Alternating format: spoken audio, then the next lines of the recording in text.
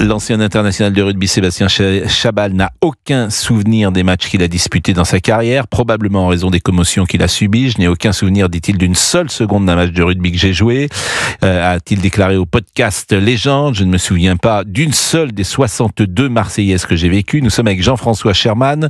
Bonjour Monsieur Sherman, et pardonnez-moi Monsieur Sherman, oui, parce que vous attendez depuis de nombreuses minutes. Non. Pas de problème.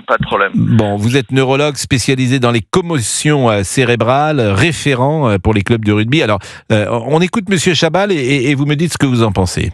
Il y a pas mal d'actions qui sont faites par d'anciens joueurs des collectifs parce qu'on a pris un peu des pètes au casque. Il y a le pâté qui a touché la boîte, comme on dit chez nous. Et c'est vrai que j'ai aucun souvenir, mais quand je dis aucun, c'est aucun souvenir d'une seule seconde d'un match de rugby que j'ai joué. Je me souviens pas d'une seule des 62 Marseillaises que j'ai vécues. Je me souviens de rien et des fois j'en parle à la maison et je dis à ma femme, en fait, je pense que c'est pas moi qui joue au rugby. Mais je suis très sérieux, je pense que c'est pas moi. Alors ça m'a rassuré parce que j'ai croisé un copain la dernière fois qui est docteur, donc qui est un peu plus réfléchi que moi, qui avait un peu le même problème, qui se rappelle de pas grand chose et qui me disait, je pense que c'est pas moi aujourd'hui. En regardant d'aujourd'hui, je pense que c'est pas moi qui joue au rugby. Et moi, je pense que c'est pas moi qui joue au rugby, parce qu'en plus, j'ai pas cette mémoire des moments passés. Monsieur Sherman, neurologue. Alors, ce qui m'a étonné dans le témoignage de Sébastien Chabal, c'est qu'il dit qu'il ne consulte pas. Et je pense que il devrait, j'ai pas de conseil évidemment à donner à Monsieur Chabal, mais est-ce que vous-même êtes étonné qu'il ne consulte pas un neurologue ? Moi, écoutez, j'ai pas du tout envie de répondre sur ce qu'a dit Sébastien Chabal. Je veux dire, je respecte tout à fait ce joueur et c'est plutôt du secret professionnel ou de l'ordre de, voyez, je peux pas parler d'un cas particulier. Moi, ce dont j'aimerais vous parler, c'est en effet des troubles de la mémoire qui peuvent survenir à la suite d'une commotion ou au décours d'une commotion cérébrale. Ça, c'est quelque chose qui est assez connu. Je veux dire, en plein match de rugby ou en boxe ou même football, à la suite d'un impact, on peut avoir tout un coup ce qu'on appelle un syndrome de l'automate. Tout à coup, on ne sait plus où on est, on ne sait plus ce qu'on fait sur le terrain, et on peut même avoir parfois une amnésie de 3 mois. Moi, j'ai vu des joueurs qui se rappelaient plus que leur femme était enceinte, par exemple. Ça dure une demi-heure, 3/4 d'heure, et après, ils récupèrent totalement leur mémoire autobiographique. En revanche, il y a un blanc ou un noir, on pourrait dire, sur les 30 minutes pour lesquelles ils ont eu ces gros troubles de la mémoire. Et puis la deuxième chose dont il faut absolument parler, c'est que ces joueurs qui ont subi des multiples impacts, donc des multiples commotions ou des subcommotions, donc des impacts un peu moins importants qu'une commotion, ça peut être des têtes en football, ça peut être des plaquages répétés pendant des vingtaines d'années, par exemple, et bien dans ces cas-là, il peut survenir des troubles de l'attention-concentration dans un premier temps, avec des troubles de la mémoire où on oublie plus facilement des choses de la mémoire récente, et qui, après une vingtaine d'années d'évolution, et on ne sait pas pourquoi encore, eh bien survient une maladie neurodégénérative type maladie d'Alzheimer qui se caractérise surtout par une amnésie des faits récents. C'est très important, c'est les faits récents, c'est-à-dire qu'on se rappelle bien de la mémoire ancienne, mais on ne se rappelle pas des faits récents. On a du mal à stocker les nouveaux souvenirs. C'est ça qu'on peut avoir dans le cadre des complications liées aux impacts répétés. Alors ça, c'est vrai pour nous tous, hélas, parce qu'on se souvient ce qu'on a appris parfois en 5e ou en 4e, une fable ou un texte, et puis on ne se souvient même pas de ce qui s'est passé il y a 8 jours. Quelle tristesse qu'on ne puisse pas comme ça stocker et garder ce qu'on apprend, la mémoire récente. Je suis pas d'accord. En fait, la mémoire, c'est avant tout un oubli massif de toutes les informations dont on n'a pas besoin. En fait, vous allez avoir un code pour aller chez le médecin tout à l'heure ou chez quelqu'un, vous allez l'oublier après que vous l'ayez fait. C'est normal, on n'est pas là. Les patients qui sont hypermnésiques, qui ont une capacité à se rappeler tout, c'est un véritable handicap parce que justement, ils n'arrivent plus à penser à autre chose qu'à tout ce qu'ils ont, à toute leur mémoire qu'ils emmagasinent. Non, on est fait pour oublier des choses la plupart du temps. Et on va garder en mémoire les choses qui nous intéressent, les choses pour lesquelles il y a un affect qui est d'autant plus important. Mais par exemple, si je vous amène voir un match de rugby et que vous n'en avez rien à faire d'un match de rugby, ben vous vous rappellerez pas dans 10 ans que vous avez vu un match de rugby parce que le rugby ne vous intéresse pas. Vous voyez ce que je veux dire? Alors, j'entends bien, mais ce que je voulais dire, et peut-être sans doute me suis-je mal exprimé, c'est que notre difficulté d'apprendre par cœur aujourd'hui est plus rude que lorsque nous avions 15 ans.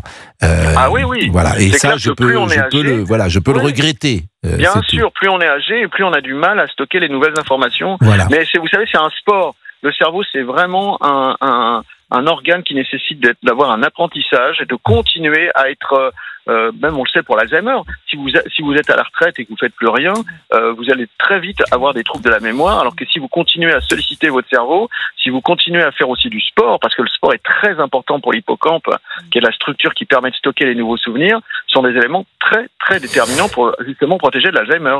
On va marquer une pause, mais ces discussions sont tellement toujours passionnantes parce que vous nous apprenez des choses et puis vous nous proposez pourquoi pas un entraînement. C'est-à-dire que si je m'oblige à tous les soirs essayer d'apprendre une fable, par exemple de La Fontaine, et je me dis chaque semaine j'en apprends une en 5 jours. Vous pensez que je vais faire travailler ma mémoire et que ça ira de mieux en mieux? Mais vous savez que même Jeanne Calment, qui est morte, je crois, à plus de 120 ans, elle savait encore les fables, justement, ou des poèmes qu'elle avait appris il y a très très longtemps. Oui, mais ça, c'est la mémoire. Ce qu'on a appris avant 20 ans, moi, ça, j'ai aucun souci. Mais pour apprendre aujourd'hui, c'est vrai que c'est plus dur. Bon, on marque une pause. Vous restez avec nous, parce que on réécoutera un deuxième passage de Monsieur Chabal sur les souvenirs d'enfance. Et puis, vous nous donnerez peut-être des conseils aussi pour travailler notre mémoire. À tout de suite. Restez bien avec nous. La suite de Pascal Pro et vous, c'est dans un instant. Jean-François Sherman, donc, qui est neurologue spécialisé dans les commotions cérébrales et qui évoque le cas de l'ancien international de rugby Sébastien Chabal, qui n'a aucun souvenir des matchs qu'il a disputés dans sa carrière. Alors, bien sûr, vous ne parlerez pas de ce cas particulier, mais je suis, par exemple, parent d'un enfant de 8 ans, 9 ans. J'imagine, parce que les valeurs du rugby me plaisent, je souhaiterais qu'il soit inscrit dans un club de rugby. J'écoute Monsieur Chabal, je peux avoir peur, Monsieur Sherman. Je pense que votre question est excellente parce que j'ai soigné 4000 commotionnés du sport.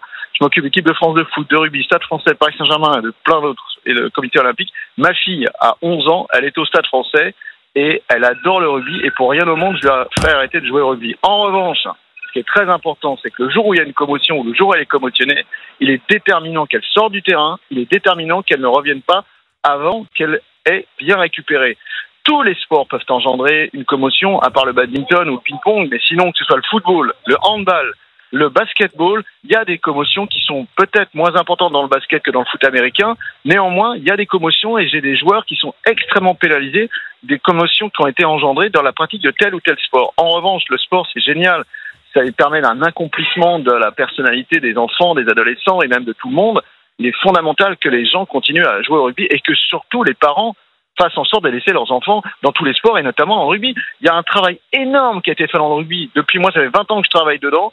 Les HIA qui sont faits pour les professionnels ou le carton bleu qui est fait en rugby, c'est une véritable innovation. Et moi, je prône pour que le carton bleu qui est administré à l'enfant ou à l'amateur par l'arbitre qui est formé justement à savoir ce que c'est qu'une commotion, car tout le monde peut suspecter une commotion, il donne le carton bleu à l'enfant ou à l'amateur et il ne peut revenir sur le terrain avant un certain délai, après avoir vu un médecin. Il faudrait que au handball, au basket, au football, ce carton bleu soit aussi administré, car la chose importante, c'est que les commotions, c'est 99% aussi des joueurs.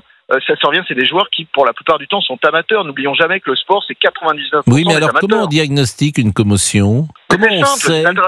Altération des fonctions neurologiques avec des critères qui sont immédiats. Perte de connaissance, dans 15% des cas, c'est évident. Des vertiges, des troubles de l'équilibre. Dans ces cas-là, c'est évident qu'il y a une commotion. Donc on sort après un impact, il faut tout de suite sortir et évaluer l'enfant ou l'adolescent ou le joueur. Avec ce qui se passe avec le médecin de match vidéo dans le top 14 ou en international, c'est extraordinaire les progrès qu'on a fait. On est passé de 50% de joueurs qui restaient sur l'aire de jeu à 15% en rugby. C'est vraiment une vraie amélioration. Bon, Jean-François Sherman, neurologue spécialisé dans les commotions cérébrales. Vous pouvez encore rester quelques secondes avec nous ou ce train vous attend? Je dois y aller. Bon, voilà, je suis désolé, je dois vraiment y aller. Non, je vous en prie. Merci. Vous partez en vacances peut-être, monsieur? Non, j'ai une expertise judiciaire à Rouen. Voilà. Bon, écoutez. Bonne journée à vous en tout cas. Merci. En tout cas de vos questions qui étaient pertinentes. C'est très gentil à vous. Merci beaucoup et surtout merci d'avoir répondu jusqu'au dernier moment. On peut écouter une nouvelle fois Sébastien Chabal. Alors je rappelle qu'il est invité du podcast Légende et on avait reçu d'ailleurs le jeune homme qui fait ses podcasts. Des podcasts formidables. Guillaume Play. Que vous pouvez retrouver sur les plateformes YouTube, Dailymotion, les réseaux sociaux. Et il avait fait également celui de Nicolas Sarkozy. Écoutez Sébastien Chabal.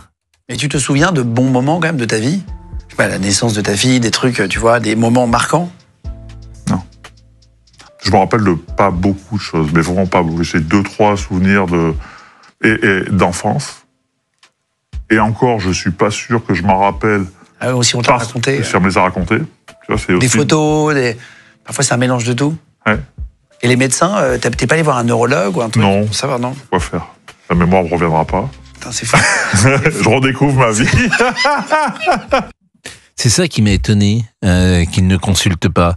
Mais vous trouvez que vous avez une bonne mémoire? Moi, je suis parfois surpris. Il y a des gens qui se souviennent rien de leur enfance. Vous vous souvenez de beaucoup de choses? Je me souviens de pas mal de choses de mon enfance, mais quand, par exemple, j'apprends les leçons avec ma fille, j'ai du mal à retenir par cœur maintenant. Bah oui, c'est ce qu'on disait. C'est plus difficile les uns les autres. Laurent, vous j'oublie souvent de descendre le sac poubelle, donc je me fais gronder par madame en rentrant le soir. Ça, mais autrement, je sais qu'il y a des gens alors qu'elle m'en parle la veille. L'histoire de l'enfance, je suis frappé. Par exemple, je vais vous dire un truc tout simple. Est-ce que vous vous souvenez des 5 instituteurs que vous avez, du nom des 5 instituteurs, CP, CE1, CE2, CM1, CM2? Tout voilà ça. Une question simple. Oui. On n'en a que 5 quand même, on n'en a qu'un par an. Donc a priori, on doit se souvenir quand même de ces noms-là. Et je le dis aux uns et aux autres qui sont en train de nous écouter. Est-ce que vous vous souvenez-vous des 5 professeurs instituteurs? Madame Besmoulin en CP, Madame Varaldo en CE1, Monsieur Quiron en CE2, Monsieur Leblond en CM1, Madame Varaldo en CM2. Oh. Ah, vous l'avez eu 2 fois, Madame Varaldo. CE1 et CM2. Non, j'en invente pas. Bon, non, mais par exemple, est-ce que les uns les autres, vous vous souvenez de cela? Oui, des 5 maîtresses et maîtres que j'ai eu, oui. Oui. Non, en dehors de ma vie amoureuse. Ce monsieur Lafitte il est horrible. Tous les ans, j'ai changé de maîtresse à l'époque, au mois de septembre. C'est fini cette période. Bon, en tout cas... T'as pas honte. C'était une bonne séquence. Et voilà. En tout cas, c'est intéressant, c'est la mémoire. Oui. C'est que moi, j'ai un blackout. Je vous promets que c'est vrai de tout ce qui s'est passé dans ma vie avant que je sois venu à Paris. De mes 0 à mes 18 ans, je me souviens de quasiment plus rien. Non, mais je vous promets que c'est vrai, personne ne me croit. Mais je vous jure que c'est vrai, je me souviens de pas grand-chose. C'est ton cerveau qui a tout occulté. J'ai fait un blackout. Vous vous souvenez de celui qui enseignait en CM2? Non, pas du tout. Aucun prof, non.